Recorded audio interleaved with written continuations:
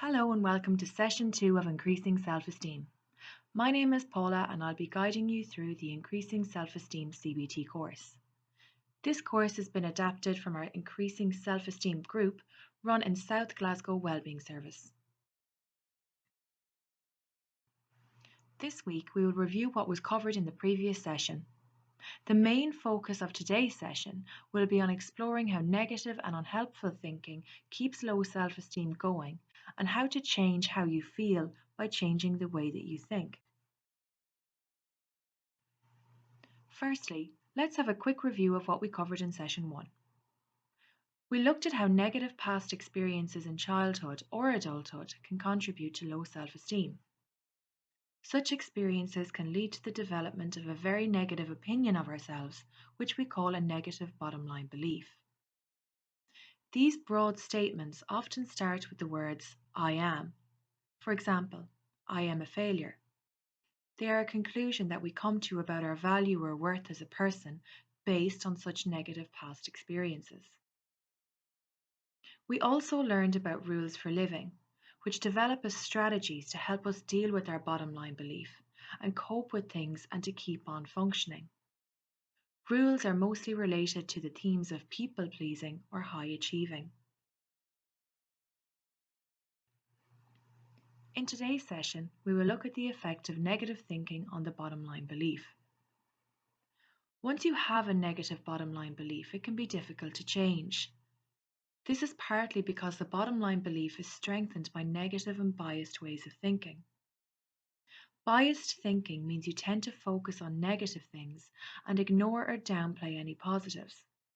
When our mood is low, our thinking is more likely to be biased towards the negative.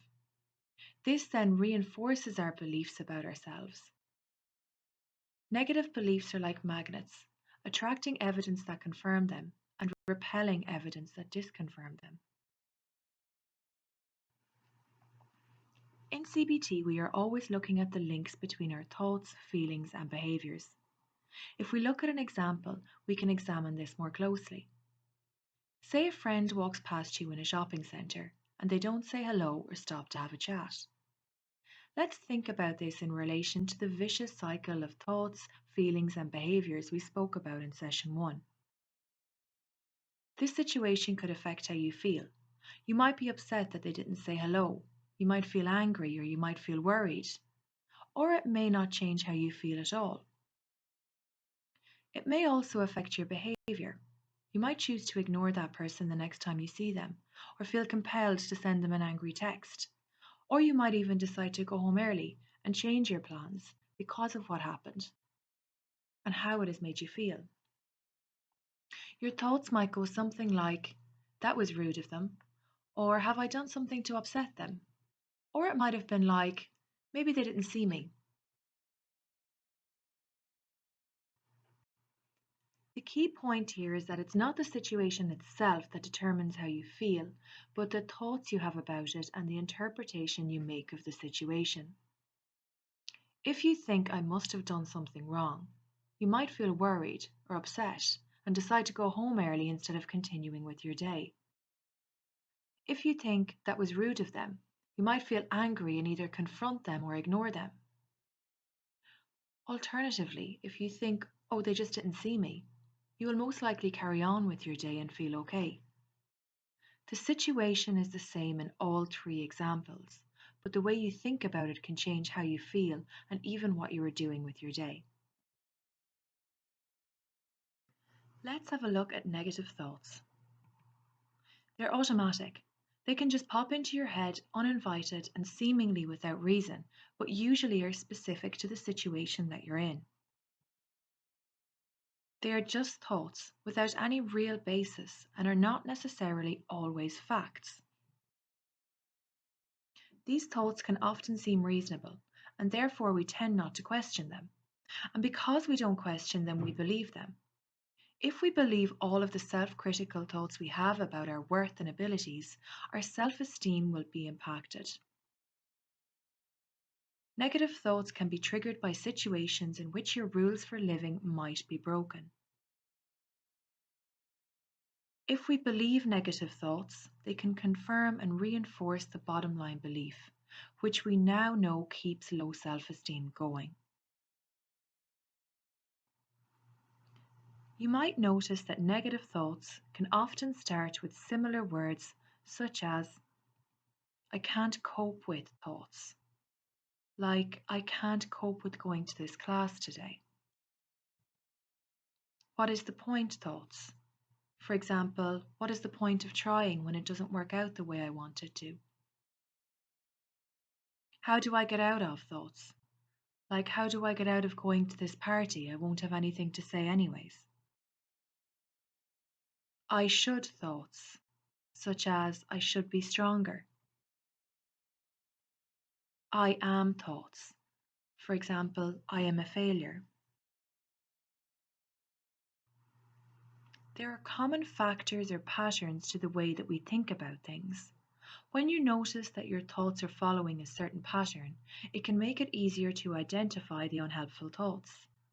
If we can label our unhelpful thoughts, it makes it a bit easier to challenge them. Let's have a closer look. Making anxious predictions or catastrophizing. I overestimate the chances of bad things happening and underestimate my personal resources to deal with it. Being hard on yourself. I overlook my strengths and focus on my weak points. I am very self critical. All or nothing thinking. If things are not perfect, then I have failed. Either I do it right or not at all. This is also called a black and white way of thinking. Things are either black or white with no shades of grey. Mind reading. I act as if I know what others think of me. I tend to think other people don't like me or think badly of me with little evidence. Taking on responsibility. I take on all of the responsibility for things going well or right, even if things are not within my control.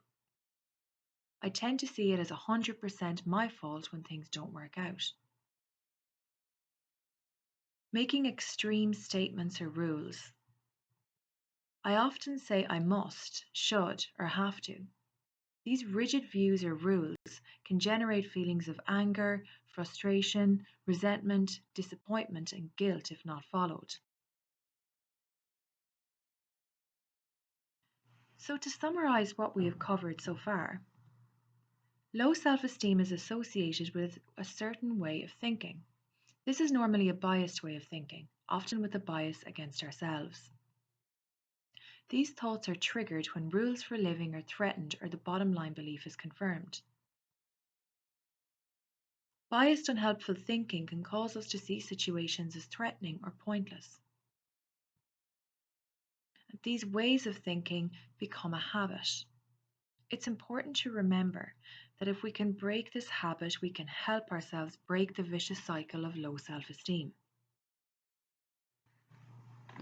Next, we will look at how to tackle these negative ways of thinking by challenging unhelpful thoughts. Thought challenging is a simple and effective CBT technique. The goal of thought challenging is not to simply turn a negative thought into a positive one, or about thinking positively in a negative situation. Thought challenging allows you to take a broader perspective and take a more objective and balanced view of the situation.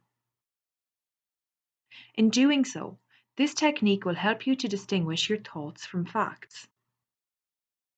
Remember, negative thinking is habitual and it may take some time to break these patterns. It might feel awkward at first, but like any skill, practice makes perfect. Applying this technique involves asking yourself a number of questions to consider the alternatives to our initial thoughts, which, as we said, can be biased and unhelpful when our self-esteem is low. Firstly, we can ask ourselves, what is the evidence for this thought? Is the thought actually true? Is it an opinion or is it a fact? What makes it a fact? Would anybody else see it differently? What is the factual evidence for this thought that I'm having? Is there any evidence against the thought? Secondly, we can review our thoughts to see if we are using any of the unhelpful thinking styles we discussed earlier. This can be a helpful first step in getting perspective.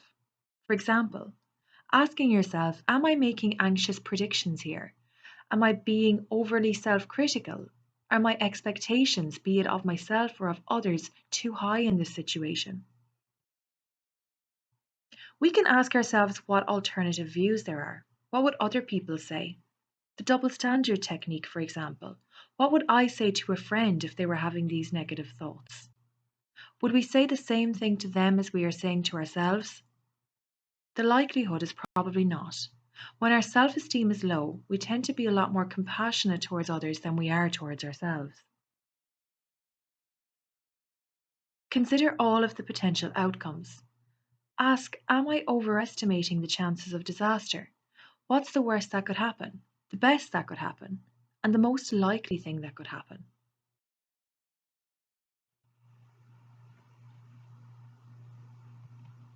We can ask ourselves if it is helpful for us to think in this way, or if this way of thinking holds us back, and if so, in what way? We can question whether we have ever had any experiences that show that this thought is not completely true all of the time. Remember, negative thoughts tend to be quite extreme. Are there any exceptions to this thought? We can start thinking about what we can do to change the situation. We don't have to take any action at this point, but maybe start to consider, what could I do? Can I change my behavior to be less self defeating? What would that look like? Let's look at an example to illustrate how we challenge negative thoughts. Imagine a situation where your boss pointed out a mistake at work. You might have the unhelpful thought, I can never get it right. Notice how this thought is a negative generalization of your ability based on one situation. Some examples of a more balanced thought might be, yes, I can. Think of examples when you have got it right at work and remind yourself of this. I didn't get it right this time. It's okay to make mistakes. No one is perfect. So I made a mistake. What is the worst that can happen? I get told to be more careful in the future. What's so bad about that? You can ask yourself, what can I learn from this? Has your boss pointed out something that you can improve on and feel better about the next time you do this task? Let's look at another situation. You've been invited to a friend's birthday party, and you have the unhelpful thought, they will all look at me and see how nervous I am. We can challenge this thought by looking at it differently. For example, alternative ways of looking at it might be, people have their own stuff to think about, they won't be focusing just on me. Reminding myself that no one can see what's going on inside my body despite how anxious I feel. I have been anxious before and few people have noticed. Remind myself that other people get anxious in these situations too. Most people are helpful when they know that you feel this way. What would you do if you knew someone else was anxious? Would you laugh or would you try and make them feel more comfortable? What would you say to a friend who is feeling the same way? Now take that advice and give it to yourself. Ask yourself, will I still be worrying about this in a year's time? No one will remember me being nervous. They'll remember my friend and her birthday.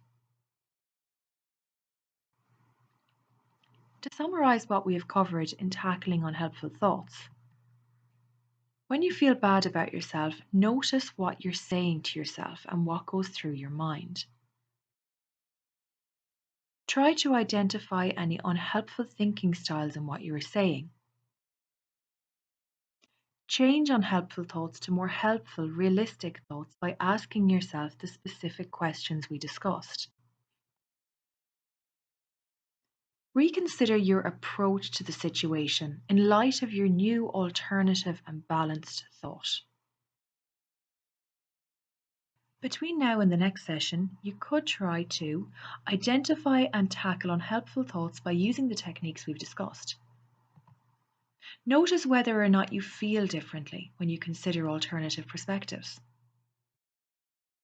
Notice if you act in a different way in response to your new alternative thought. And remember, it will take time to learn this new skill just like learning anything else new, so be patient with yourself. When you're starting out, it can be useful to jot your thoughts down. For more information and for an example of a thought diary, download the self-esteem booklet from this website. We hope this session has been helpful to you and thank you for taking part. Session 3 is next, where we will look at changing self-defeating behaviours.